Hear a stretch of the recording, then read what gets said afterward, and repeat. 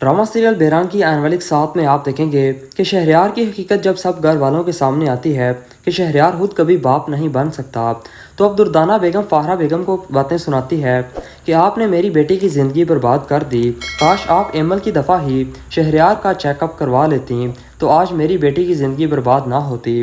तो अब फाहरा बेगम को भी दुर्दाना की ये सब बातें सुनकर बड़ा अजीब लगता है कि जिस बहन की खातिर वो सारी ज़िंदगी अपने बच्चों से उलझती रही, आज वही बहन अपनी बेटी की खातिर उसे बातें सुना रही है। अब इस तरह आयमा भी अपनी माँ के साथ मिल जाती है, जिससे शहरयार को गुस्सा आ जाता है और वो आयमा को तलाक दे देता है। अब दुर्दाना जब इस पर ज़्यादा शोर मचाती है और फाहरा बेगम से भी इस वजह से उलझ पड़ती है, तो अब फाहरा बेगम भी दुर्दाना और आयमा को अपने घर से निकाल बाहर करती है। अब फाहरा बेगम को एहसास होता है कि उसने अपनी बहन की वजह से हमेशा अपने बच्चों और बहुओं के साथ नाइंसाफ़ी की है।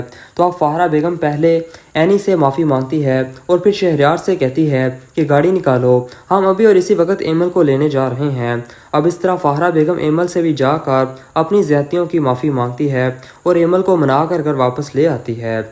अब शहरयार और अफ़ान अपनी माँ से कहते हैं कि अब तो सब कुछ ठीक हो गया है, तो अब आप फरिया और फ़ाद के रिश्ते को भी कबूल कर लें। लेकिन फाहरा बेगम अभी भी नहीं मानती और कहती है कि तुम लोगों को अभी उस माँ बेटे का असली चेहरा नहीं दिखा, लेकिन मुझे सब नज़र आ रहा है। उस लड़के ने फरिया से शादी सिर्फ उसके बैंक बैलेंस की वजह से की है। जिस पर अफ़ान कहता है कि ठीक है, अगर आपको ऐसा ही लगता है तो आप बेशक फरिया को फ़िलहाल कुछ ना दें, लेकिन कम अज़ कम उन दोनों को रिश्ते को तो कबूल कर लें। इस तरह सब कुछ खुद ब खुद ही हमारे सामने आ जाएगा।